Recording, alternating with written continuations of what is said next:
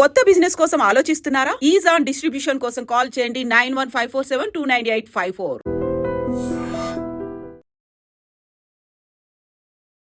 Hello views, welcome to iDream media. మనం ఒకటి తలిస్తే దేవుడు ఇంకోలా కలుస్తాడంటారు.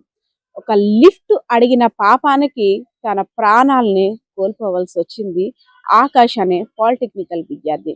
ఇదంతా ఎక్కడో కాదు, విజయనగరం జిల్లా చీపురుపల్లి నియోజకవర్గం పాలిటెక్నికల్ కళాశాలలో విద్యను అభ్యసిస్తున్నటువంటి ఆకాష్ కాలేజ్ అయిపోగానే హాస్టల్కి వెళ్ళే తరుణంలో, అదేవిధంగా ఇంటికి వెళ్దాం అనుకున్నాడో ఏమో కానీ స్నేహితులతో సరదాగా మాట్లాడుకుంటూ ఒక ట్రాక్టర్ అటువైపుగా వచ్చింది. ఒక నలుగురు స్నేహితులు కలిసి భయ్య లిఫ్ట్ ఇస్తారా అంటూ అడగగానే ఆ ట్రాక్టర్ మీద ఉన్న ఆ ట్రాక్టర్ యజమాని అక్కడ ఉన్న వాళ్ళందరూ కూడా రండి భయ్య అంటూ కూడా ట్రాక్టర్ ఎక్కించుకున్నాడు. కానీ మృత్యువు ఆ రూపంలో వచ్చిందేమో తనకి. ఆ ట్రాక్టర్ ఎక్కిన తర్వాత ఒక్కసారిగా ట్రాక్టర్ స్టార్ట్ చేయగానే ట్రాక్టర్ ఇంజిన్ తొట్టి మధ్యలో పెడిపోయి వెంటనే చక్రాల కింద నలిగిపోయాడు ఆకాష్. సో వెంటనే కుటుంబ సభ్యులు, ఏదైతే ఆకాష్ యొక్క కుటుంబ సభ్యులు విజయనగరం జిల్లాలో జామి మండలంలో ఉంటున్నారు. అలమండ ప్రాంతంలో తండ్రి వెల్డర్ గా పనులు చేస్తున్నాడు. మీ అబ్బాయి ఇలా యాక్సిడెంట్ కారణంగా ట్రాక్టర్ మధ్యలో నలిగిపోయాడు, సో ఆసుపత్రికి తరలించామనగానే చీపురుపల్లి ఆసుపత్రి నుండి పరిస్థితి బాగాలేదు కాబట్టి విశాఖ కేజీహెచ్కి తరలించండి అంటూ కూడా వైద్యులు సూచించారు.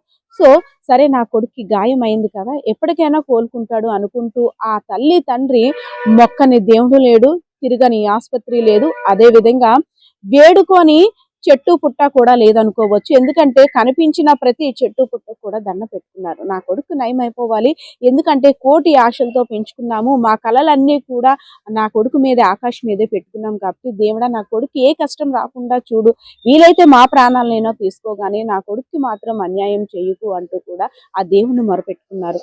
సో కొడుక్కి ప్రభుత్వ శాఖ అధికారులకు సంబంధించి వారు కూడా శస్త్రచికిత్స చేయించారు. సరే కోలుకుంటాడు, అమ్మయ్య దేవుడు మా యందు దయ ఉంచాడు, గండం కూడా గట్టెక్కిపోతుంది, ఆకాష్ మునుపట్లాగేనే ఇంకా కోలుకొని కాలేజ్కి వెళ్తాడు.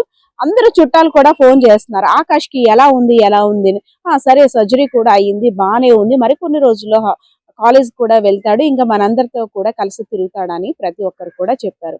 కానీ అంతలోనే ఆ తండ్రికి ఫోన్, మీ అబ్బాయి ఆకాష్ మృతి చెందాడు. ఒక్కసారిగా తండ్రికి గుండెలు పగిలిపోయిన పని అయింది. ఎందుకంటే శస్త్రచికిత్స చేసిన తర్వాత నా కొడుకు ప్రాణాలతో బాగానే ఉన్నాడు కదా, మళ్ళీ మునుపటి రోజుల్లో ఉంటాడు అనుకున్నాను, ఈ వార్త నిజమా కాదా అంటూ కూడా ఒక్కసారిగా షాక్ గురయ్యాడు తండ్రి. ఎవరైతే ఆకాష్ తండ్రి ఉన్నారో ఆయన ఆ మాట ఇంకా పెదవి కూడా దాటం లేదు, నా కొడుకు మరణించాడు అనే మాట చెవును పడగానే ఒక దిగ్భ్రాంతికి గురయ్యాడు.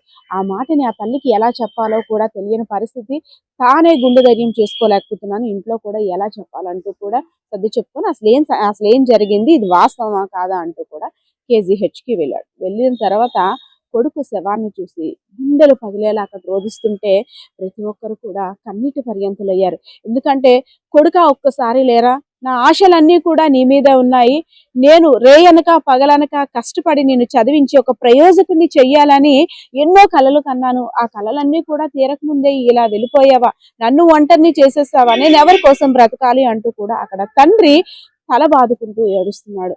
సో ఏదైతేనే ఒక ట్రాక్టర్ లో సరదాగా లిఫ్ట్ అడిగిన పాపానికి అక్కడ అంటే ఎలా జరుగుతుందో మృత్యువు ఎవరిని ఎప్పుడు ఎలా కబలిస్తుందో కూడా తెలియదు అనడానికి ఉదాహరణే ఈ సంఘటన అని చెప్పుకోవచ్చు. సో ఎవరైతే ఆకాష్ ఉన్నారో వాళ్ళ ఫ్రెండ్స్ అంతా కూడా ఒక్కసారి శోకచంద్రంలో మిగిలిపోయారు.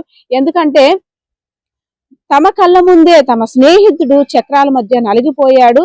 సరే బానే ఉంది, ఆపరేషన్ అయిన తర్వాత కోలుకుంటాడు, మా అందరం కలిసి కూడా మళ్ళీ సరదాగా కాలేజ్ రోజులను ఎంజాయ్ చేస్తాం, తనకు ఆ బాధనంతా పోయేటట్టు మేం ధైర్యంగా ఉంటాం, ఏ కష్టం వచ్చినా హాస్టల్లో మేం చూసుకుంటాం అంటూ భరోసా ఇచ్చిన స్నేహితులకి ఆకాష్ ఒక్కసారిగా అలాగా ఒక మృతదేహంలా కనబడేసరికి వాళ్ళు కూడా తట్టుకోలేకపోయారు. సో ఏదైతేనే చీపురుపల్లి పాలిటెక్నికల్ కళాశాలలో, అదే విధంగా విజయనగరం జిల్లా జామి మండలం అలమండ ప్రాంతంలో కూడా విషాద ఛాయలు అలుముతున్నాయి. ఆకాష్ మృతి కారణంగా ఆ తండ్రి బాధ ఎవరు కూడా తీర్చలేనిది.